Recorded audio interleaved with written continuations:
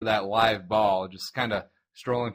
Maybe he thought it was an incomplete pass. Maybe that's why he was just walking towards it. But why chance it at that point? You always put forth maximum effort. Because his actions are taking away from the fact that Fitzpatrick had zero awareness on that strip fumble. Yeah. On the strip sack. Yeah. Fitzpatrick plays a little fast and loose with that football, and he always has and he always will. Yeah, but it's all right. Moving on from your status to my status. Can we just real quick address the fact that Arian Foster is a complete and total amazing person? Can we just acknowledge this real quick? Because he did not play in week 3. And in week 4, he had 8 attempts. And the man is currently behind DeMarco Murray with in running back statistics. Now, I'm not a big statistics person. He's not even the best running back in Texas. You know what? You can shut up and just suck it. He's pretty awesome. So, Arian Foster, yeah. And we don't need to talk about the Vikings. Their offensive line is atrocious. I'm excited that Jerick McKinnon is getting the bulk of the work now at running back. But overall, this weekend, both your teams and my one team, I have a sound effect for us. And you can't hear it, which is fun to me. But you'll hear it in a minute. Moving on. I thought that was your sound effect. Wow. Ooh. Moving on. How about them Cowboys? 30-23 win at Seattle, at the 14th man, or wherever the hell they call themselves. 5-1, 5 straight wins. Rod Marinelli has that biblically bad defense playing much better. DeMarco Murray is running hard and injury-free. Tony Romo is being a game manager, and they look good. They look good. Tied with Eagles at 5-1 on top of the NFC East. Hello. Yeah, man. I just don't even – you don't want to acknowledge it, but you can't ignore it. Jerry and his hookers are rolling. They look good. And, on pace, the guys. Hookers? No, I don't know any actual hookers. Sorry. They were kind of ratchet looking. Yeah, they actually were. One of them had really bad hair. But they call it a weave. If I was on pace guy, I would let you know that DeMarco Murray is on pace for 2,100 yards this season. Is that a lot? It's a pretty significant amount.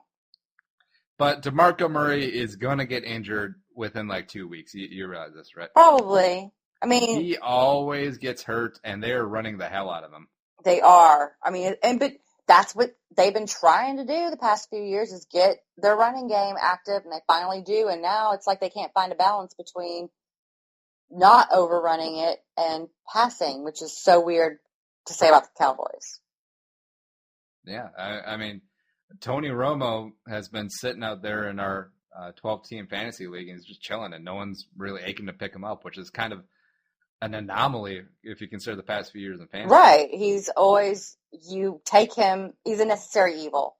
He's going to score someone. He's going to throw 3 picks, but he's going to throw for 350 and 3 touchdowns. Right. Exactly. So apparently, this season may not be the best season to have picked up Tony Romo. Not the way they run the ball.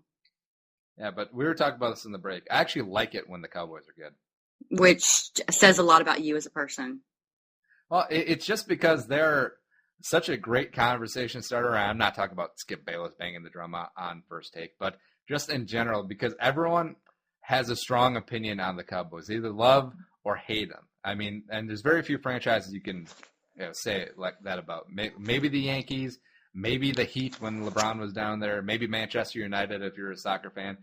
That's about it. I guess Raiders, too. I actually like when the Raiders are good, too. So if they can get it turned around, that'd be awesome. Them and the Cowboys good at the same time. Because you never find a person on the street that's like, hey, what do you think about the Cowboys? Nah. No, it's either, how about them Cowboys? Or it's like, man, fuck them Cowboys. Yeah, there's really no in-between with those guys. So it pains me that they actually look really good, but it's also kind of cool that I think, going back to the personalness, my team played them really hard. So your team played the crap out of them. Yeah. Nice to think about. Excuse me? What was that, Andy? Your team played the hell out of them. They just pushed them up against the wall and just played them hard. Oh, okay. It's like that now, huh? What you want to say? Oh, I can't wait till we get to picks, by the way. This is going to be a good time. Tom Brady, speaking of which, is not dead. No? Apparently. As the Patriots rolled in Buffalo, score 37-22. Brady's second straight game with 4 touchdowns and 0 interceptions. And this actually indirectly gives the Vikings hope and me hope, because the Patriots had some terrible offensive line issues early in the season and got it turned around fairly quickly. I'm hoping the Vikings can do the same. But Tom Brady, let's not get sidetracked here, the rumors of his demise were greatly exaggerated, it appears. Did you see he completed 73% of his passes? It's kind of a lot. That's kind of a lot for 360. That's Mariota territory. He had 139 passer rating, which the stats are what they are. You can do whatever you want to with them. But the fact of the matter is those are gaudy numbers. They're not just good, they're gaudy. So, yeah, whatever. And the Bills' defense really isn't any kind of a joke. It's supposedly one of the best defenses in the NFL, and Brady carved them up. And the Bills and the Jets started off, both their first quarters looked so good against, respectively, the Broncos and the Patriots. And Peyton Manning and Tom Brady can just adapt and adjust like you want to snap their necks. They just change whatever's happening on the field with their win. All right. So you're wishing physical harm upon Thomas Jerome Brady and Peyton Ezekiel Manning. Yes, and those are very, very odd middle names. Yeah, well, Archie and Olivia were odd people. I guess so. So, yeah. Eli's middle name is Eli, by the way. His middle name is Eli? Yeah, Eli Manning. Shut up. Think about it. I'm thinking. I'm not getting it. Fine. Anything else on Brady? You're not going to explain it to me? Dude, so wrong. No, not really. I hope he gets a zit. Do you wish that he was the quarterback of the Texans? And heck, the Patriots still might move on from Brady at the end of this year. Install my boy, Jimmy Garoppolo.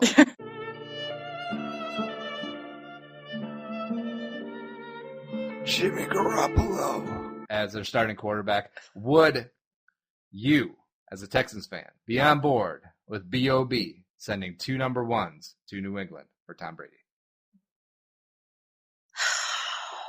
2 number 1s? No, because 2 number 1s. Tom Brady probably, I mean, if we're looking at what is logical for his future, in 2 years, well, the 3 years, when we need those number 1s for someone to replace Tom Brady, he's going to be hitting his downhill slope, probably. But you got Ryan Mallett waiting in the wings. You got Tom Savage. Shut up. Now, how great would it be if you guys extend Mallett past this season, because I think his contract is up, and then Brady comes in and Mallett's like, damn it, I had my shot. I can't get out from underneath your shadow, man. That would actually be kind of funny. I mean, it's sad, but Ryan Mallett isn't particularly a likable figure. He doesn't do a lot to endear himself to anybody. He wants to be Eminem. Stop. I know. He's something bad that I don't like to say. But he's big Tex, even though he's from Texarkana. Yeah. He's on the Arkansas side for sure. Yeah, I don't know. I don't feel good about mortgaging the future on a guy who has probably a couple years left. You talk about Ryan Mallett? Or no, Tom Brady. Yeah. Ha ha ha ha. Panthers and Bengals skate to a 37-37 tie, and it brought up all the Donovan McNabb jokes and brought up all the what overtime shouldn't be like this in the NFL. What's your take? Are you okay with the tie regular season game? Well, and Kelvin Benjamin pulled a McNabb and didn't know there was a tie, and I guess he's a rookie, so that happens. But yeah, and he went to Florida State, so he's not the brightest bulb in the there you go. Honestly, you almost have to be. The game is so physical, and they have a longer turnaround than any other major sport, but still, your next game isn't that long away, 7 days, and your body is taking hits for 60 minutes or 75 minutes. There has to be a limit, I think, with football. And if it's a tie, the tie happens so rarely, and it throws a fun little quirk into all the, the postseason matchups and all of that, I think. So I don't mind. Now, if it's my team, you kind of want your team to either win or lose, but a tie is better than losing, so. My buddy, who I'm in a survivor pool with, had the Bengals, and they had several opportunities to win in regulation, and also they were rolling when they first had the ball, first in overtime, so if they score a touchdown, it's over. They kicked a field goal, Panthers kicked a field goal, and then Cincinnati had Mike Nugent. He had like a chip shot, like a 26-yard field goal, dead center, because Dalton centered the ball, and he shanked it. Totally. Awful. And that is awful, because a tie is just as bad as a loss in Survivor, so he's out, and it's bad. That's rough. Well, sucks. I was okay with it because of fantasy purposes, because I had Benjamin and Sanu going, so they got a little bit of extra something. Sanu's starting to maybe be something. Yeah, especially with Marvin Jones out, AJ Green might be out for an indeterminate amount of time. Dalton's obviously looking for him, is comfortable with him, got a ton of targets yesterday. I'm gonna try and trade it. Are you? Let me know how that goes for you. I have a deal in place right now. I'll let you know how it goes. But enough about my stupid fantasy team. We'll get to that later. The Browns spanked the Steelers 31-10 yesterday, and it was glorious. Is Mike Tomlin on the hot seat? I think he's starting to be. And I don't know if you know this, but I am like a humonguloid. Like, he is my favorite coach. That's not my coach. I love Mike Tomlin. I love him so much. But I am starting to worry for his future. He's not able to do much of anything with this team right now for the past couple of years. It's been ugly. What's that? How's what? I don't know, but why do you think that is? Well, I don't think Todd Haley is doing much to help. I think Snoop Dogg hates Todd Haley. Well, Todd Haley sucks, and everyone knows he does, and he can't not look like a homeless person. Can you just comb your hair, dude? Can you get a fresh shave? At least trim it up. Do something. Don't look homeless. And then LeBeau, he's Dick freaking Beau, but maybe he's just not adapting as well as he used to adapt. Maybe he doesn't care. They had a ton of personnel changeover. The Steelers, especially on defense, were always known as the old team, but now they're starting to get younger. Yeah, well, they might take some time. I don't know how much time Tomlin has. That's all I'm saying. Now, we didn't know each other back then, but what if Mike Tomlin would have been hired instead of Leslie Frazier?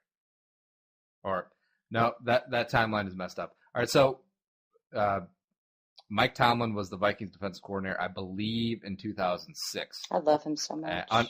Under Brad Childress. And then he got the Pittsburgh job.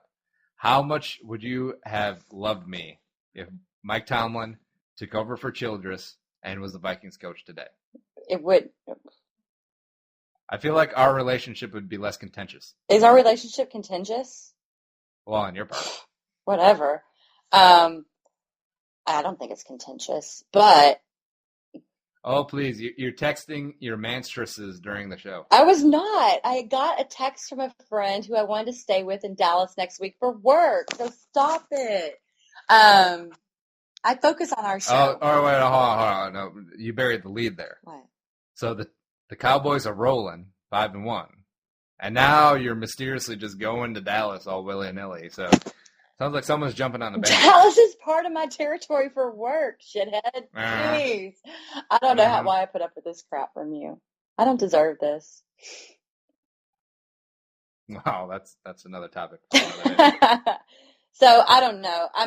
Losing to the Browns can't be good for Mike Tomlin. And if Mike Tomlin was your team's head coach, then I don't think that would change anything.